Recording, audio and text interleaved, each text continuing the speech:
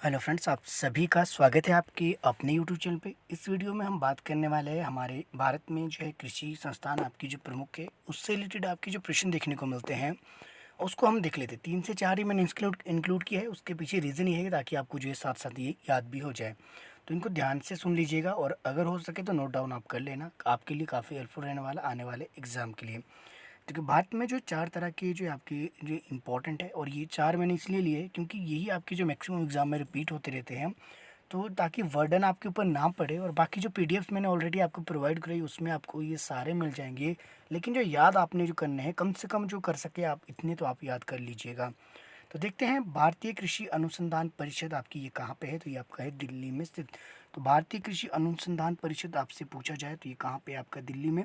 और अनुसंधान संस्थान भी आपका जो है भारतीय कृषि अनुसंधान संस्थान, अगर आपसे पूछा जाए परिषद की जगह पे, अगर संस्थान आपसे पूछा जाए तो ये भी आपका कहाँ पे है? तो ये आपका दिल्ली में स्थित है। इसके अलावा पिछली वीडियोज़ में हमने ऑलरेडी कर लिया था, वो भी उसको भी हम डिस्कस करेंगे। विटामिन्स वगैरह हमने उसमें देखी थी, उसको भी लास्ट में एक बार रिवीजन कर लेंगे। तो केंद्रीय आलू अनुसंधान जो आपका कहाँ पे है? तो ये आपके केंद्रीय आलू अनुसंधान संस्थान आपका ये कहाँ पे है? शिमला के कुफरी में, जिसके बारे में मैंने आपको विजिट भी करवाया था। आपके लिए एक मैंने एजुकेशनल व्लॉग आपके लिए वो शूट किया था। उसमें मैंने आपको बताया था कि हिमालयन नेचर पार्क के साथ वाला जो गेट था वो था आपके पास केंद्रीय आलू अनुसंधान संस्थान, जो कि पहले आपका पटना में था, बाद में ये पटना से आपके जो शिमला ये स्थानांतरित किया गया। शिमला में कहाँ पे? तो शिमला में आपकी कुफरी में स्थित है। केंद्रीय भेड़ प्रजनन फॉर्म, तो केंद्रीय भेड़ प्रजनन फॉर्म ये कहाँ पे है? तो ये आपके हिसार में है। और हिसार आपके कहाँ पे आता है? तो ये आपके आता है हरियाणा में। अगला है आपके पास केंद्रीय तंबाकू अनुसंधान संस्थान, तो केंद्रीय तंबाकू अनुसंधान संस्थान ये कहाँ पे है? ये है आपके पास राजमुंद्री। राजमुंद्री में कहाँ पे? तो ये है आपके पास इसमें आंध्र प्रदेश। इंपॉर्टेंट है, ये आपने चारों याद रखने की कोशिश करना है, इसको नोट डाउन आप कर लीजिएगा। अगला जो टॉपिक है हमारे पास, अगला टॉपिक है हमारे पास विश्व में कृषि के प्रकार। तो कृषि के जो प्रकार है यहाँ से भी आपका प्रश्न एग्जाम में देखने को मिलता है। जितने भी प्रश्न आपके संभावना है जिन टॉपिक से, वो टॉपिक आपके लिए मैं लेके आता रहता हूँ।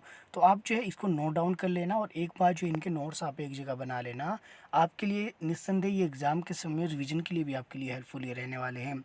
तो विश्व में कृषि के प्रकार की बात की जाए तो विटीकल्चर की अगर हम बात करें, तो ये जो विटीकल्चर है, विटीकल्चर को आपके कहा जाता है अंगूरों का उत्पादन जो आपका होता है उसको जाना जाता है विटीकल्चर के नाम से। तो ये सिंपल, आपने सिंपल फॉर्म में इसको याद रखना है, विटीकल्चर।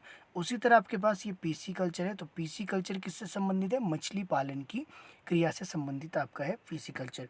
उसी तरह सेरीकल्चर, तो ये आपको याद तो ये रखने पड़ेंगे आपके पास, viticulture, pisciculture. Pisciculture मछली से, और विटीकल्चर आपका अंगूरों के उत्पादन से। वहीं सेरीकल्चर की बात की जाए तो सेरीकल्चर आपका रेशम उत्पादन से। वहीं हॉर्टिकल्चर, आइए आप सभी को पता होगा, हॉर्टिकल्चर आपका बागवानी फसलों के उत्पादन से ये संबंधित है। ओलिविकल्चर से इंपॉर्टेंट प्रश्न आपके बन सकते हैं, इस तरह नए प्रश्न इस बार देखने को मिल सकते हैं। तो जैतून की कृषि से आपका संबंधित है। उसी तरह जो आपका एपी कल्चर है, तो एपी कल्चर किससे संबंधित होता है? मधुमक्खी पालन से। ये इंपॉर्टेंट है, एपी कल्चर में आप कंफ्यूज हो सकते हो। और इसके अलावा जो आपके पास पीसी कल्चर है और विटी कल्चर है, इसमें आप कंफ्यूज हो सकते हैं। सेरीकल्चर आपको याद रखना ही पड़ेगा, तो ये आपका रेशम उत्पादन से संबंधित है। तो एपीकल्चर आपका हो गया मुख्य मधुमक्खी पालन से। फ्लोरिकल्चर की बात की जाए, नाम से ही पता लग रहा है, फ्लोरी यानी कि फ्लावर। तो ये किससे संबंधित है? ये आपके फूलों की कृषि से आपका ये संबंधित है। सिल्वीकल्चर की बात की जाए तो सिल्वीकल्चर किससे संबंधित है? वनों के संरक्षण से संबंधित, क्योंकि इस तरह से आजकल जो मुहिम आपकी चल रही है वनों का संरक्षण किया जाए, तो इस तरह से हो सकता है कि ये प्रश्न आपसे देखने को मिले। तो सिल्वीकल्चर, इसलिए मैंने ये नया पॉइंट आपका ऐड किया है। ऐसी संभावना है कि नए प्रश्न इस बार देखने को आपको मिल सकते हैं। वर्मी कल्चर किससे संबंधित है? वर्मी कल्चर, जैसे कि आपको देख सकते हैं वर्मी कल्चर में लिखा गया है केंचुआ पालन।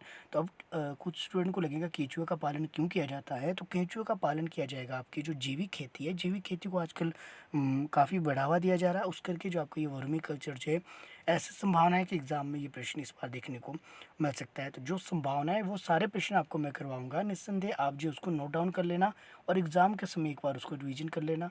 आपका आराम से जो एग्ज़ाम क्वालिफाई हो जाएगा। एरोपोनिक्स, तो हवा में जो पौधे उगाने की जो टेक्निक है, इस बार अगर हम देखें तो कृषि में भी आपकी जो अब टेक्निक का यूज़ किया जा रहा है, और किस तरह से प्रोडक्शन को बढ़ाया जाए उसके ऊपर ज़्यादा ध्यान दिया जा रहा है। तो एरोपोनिक्स आपका क्या होगा? पौधों में जो हवा उगाने की जो आपकी विधि है या टेक्निक है, उसको जाना जाता है एरोपोनिक्स के नाम से। तो इसको आप साथ साथ जो है लिख लीजिए। अब हम करेंगे रिवीजन जो लास्ट वीडियो में हमने किया था।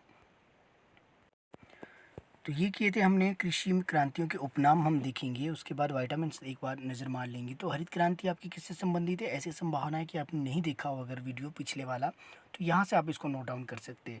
तो हरित क्रांति संबंधित होती है आपके खाद्यान्न उत्पादन से इससे रिलेटेड मैंने आपको पहले पिछली वीडियो में बता दिया था कि हरित क्रांति आपकी जो है विश्व में अगर बात की जाए तो मेक्सिको की एक जो है वैज्ञानिक थे नॉर्मन, डॉक्टर जो है नॉर्मन बोरलैग, उनको जाना जाता है हरित क्रांति का जनक। भारत में जाना जाता है एस.एम. स्वामीनाथन जो आपके थे। इंपॉर्टेंट है। श्वेत क्रांति की बात की जाए, श्वेत क्रांति यानी कि व्हाइट रिवॉल्यूशन से संबंधित है। ये किसके प्रोडक्शन के लिए थी? तो ये आपके दूध प्रोडक्शन के लिए आपकी इंपॉर्टेंट है। डॉक्टर वर्गीज कुरियन को इनको जाना जाता है, ये आपने याद रखना है। नीली क्रांति नाम से ही लग रहा है पता है, ब्लू रिवॉल्यूशन, तो ये आपकी मत्स्य उत्पादन, ये हमने कर लिया था। वहीं रजत क्रांति आपकी अंडा उत्पादन, और पीली क्रांति जो है आपकी ये होती है आपके पास तिलहन उत्पादन। उसी तरह सुनहरी क्रांति की बात की जाए तो फल उत्पादन, गोल क्रांति की बात की जाए तो आलू उत्पादन से ये संबंधित है। इसको राउंड रिवॉल्यूशन के नाम से भी इसको जाना जाता है। उसी तरह हमने देख लिया था रजत रेशा क्रांति, तो ये आपके किससे था? तो कपास ये उत्पादन से। उसी तरह सुनहरा रेशा क्रांति, तो ये आपके पास जूट उत्पादन से संबंधित था, जो कि पिछली हमने क्लास में ऑलरेडी हमने ये कवर कर लिया था।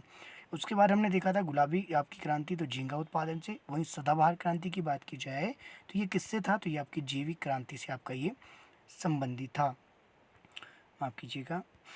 इसमें जो आपके पास आगे है सदाबहार क्रांति, तो जैविक खेती से ये संबंधित है। सदाबहार क्रांति इंपॉर्टेंट है ये भी। और ग्रे क्रांति आपका बहुत इंपॉर्टेंट है, ये उर्वरक उत्पादन से ये संबंधित है आपकी ग्रे क्रांति, इसको आप साथ साथ लिख लेना। हरित क्रांति किससे संबंधित है? तो ये बांस का उत्पादन है। हरित सोना क्रांति, माफ कीजिएगा, हरित क्रांति आपकी खाद्यान्न उत्पादन से थी, तो हरित सोना क्रांति आपकी ये थी बांस के उत्पादन से। इंपॉर्टेंट है, ये चीज़ आपने लिख लेनी है। उसके बाद हमने वाइटामिन्स देखे थे, वाइटामिन्स आप देख लीजिए। तो वाइटामिन्स में हमने देखे थे दो तरह के वाइटामिन्स होते हैं, एक आपके जो है वाटर सॉल्युबल, दूसरे आपके फैट सॉल्युबल। तो वाटर सॉल्युबल की हमने बात की थी, उसमें आपके बी और सी दो नाम इसमें आते हैं। पहला अगर आपके पास देखिए तो विटामिन बी की अगर हम बात करें, बी का जो नाम है, बी को जाना जाता है थायमिन के नाम से। वहीं जो इसकी जो डिजीज है थायमिन, जो आपकी बी को जाना जाता है, हालांकि बी में अलग अलग है, इसमें बी1 है, बी3 है, बी6 है, बी12, ये इंपॉर्टेंट है जिनके मैंने आपको नाम लिए, ये आपने खुद से डिटेल में देख लेने हैं। तो थायमिन को अगर बोले हम, बी को बजाया जाता है थायमिन के नाम से, और जो इसकी कमी होती है, इसके कारण जो रोग होता है विटामिन बी की कमी के कारण, उसको बोला जाता है बेरी बेरी। उसी तरह सी की अगर हम बात करें, एस्कार्बी यह होता है इसका नाम सी का, जिसकी कमी के कारण आपको रोग होता है स्कर्वी, तो ये आपने लिख लेना है साथ साथ में। दूसरे आपके पास है फैट सोल्यूबल, तो फैट सोल्यूबल वाइटामिन आपके कौन कौन से हैं? तो ये आपके पास ए, डी, ई और के, विटामिन ए, टी, ई और के, तो ये चारों आपके कौन से हैं? इसमें आपके फैट सोल्यूबल होते हैं। तो इसमें जो विटामिन ए का अगर हम बात करें तो इसको रेटिनॉल के नाम से इसको जाना जाता है। इसकी कमी के कारण रोग होता है, उसको कहा जाता है रतौंधी, इंग्लिश में इसको कहेंगे नाइट ब्लाइंडनेस, तो ये आप लिख लेना। विटामिन डी के कारण होता है आपके पास कैल्सीफेरोल, तो आपकी इसमें जो डिजीज़ इसमें होगी। वहीं अगर चाइल्ड की बात की जाए, चाइल्ड में इसको नाम दिया गया रिकेट्स, और अगर बात की जाए इसमें एडल्ट की, एडल्ट को नाम दिया गया ऑस्टियोमलेशिया। तो ये ऑस्टियोमलेशिया ये डिजीज़ भी आपकी किसके कारण होती है? विटामिन जो आपकी डी है, इनके कारण दो तरह की होती है, जो आपकी रिकेट्स और ऑस्टियोमलेशिया। डिजीज़ आपकी ये एक ही है, लेकिन बच्चों में इसको रिकेट्स कहेंगे और बड़ों में इसको ऑस्टियोमलेशिया इसको कहा जाएगा। विटामिन ई की बात करें तो इसका नाम है आपके पास टोकोफेरोल, ऑलरेडी हमने पिछली क्लास में ये कर लिया है, थोड़ा सा रिवीजन आपका करवा रहा था मैं। विटामिन ए की बात की जाए तो ई में क्या होगा? ई में आपकी जो है नपुंसकता या फिर आपको ये जनन जो क्षमता है उसमें कमी का होना, ये आपका कहलाता है। तो इम्पोर्टेंट है आपके पास विटामिन ई भी आपने याद रखना है। विटामिन के की अगर हम बात करिए तो विटामिन के होता है आपके पास फ्लोक्विनोल, तो फ्लोक्विनोल के नाम से इसको जाना जाता है, इंपॉर्टेंट है आपके। और इसकी कमी के कारण जो रोग होता है उसको कहा जाएगा आपके पास रुधिर का थक्का ना जमने के कारण जो है इसमें ये कमी होती है विटामिन के की, यानी कि जो खून का थप्पा है वो आपका नहीं जमता। इसको आप ऐसे कर दीजिए, कहीं आपके घाव अगर लग गया है तो उसमें से खून जो है आपका लगातार बह रहा है, उसके ऊपर आपकी क्लॉट नहीं जम रहा है, वो किसकी कमी है? आपकी विटामिन के की कमी के कारण ऐसा ये हो रहा है। तो ये था पिछली हमने क्लास में हमने ऑलरेडी कर लिया था, अब ये दो आपके बच गए थे तो ये मैंने आपको करवा दिए हैं। और बाकी जो है आगे वाली क्लासेस के लिए आप मेरे साथ बने रह सकते हैं। आज की क्लास यहीं पे करते हैं। और मुझे आजकल थोड़ा समय कम लग रहा है डिटेल में उसके करके वीडियो नहीं आ रही है, लेकिन जल्दी आपको जो है वीडियोज़ मिलनी शुरू हो जाएगी। अभी तो ये साथ साथ आपको जो है थोड़ा सा आप जो है इतने जो है रिलैक्स ना हो जाए उस करके मैं आपके लिए साथ साथ क्लासेस ये डाल रहा हूँ, ताकि आपकी जो कंटिन्यूटी बनी रहे। बाकी प्लेलिस्ट में अलग से फ़ोल्डर बना है, हर किसी के फ़ोल्डर बने हैं, उसमें जाकर आप देख लेना, आपकी इंटरेस्ट के अनुसार अपने एग्ज़ाम के अनुसार आपको जो है उसमें वीडियोज़ मिल जाएगी। बाकी मिलते हैं अगली वीडियो में। उम्मीद है आप अपने दोस्तों के साथ वीडियो को ज़रूर शेयर करेंगे।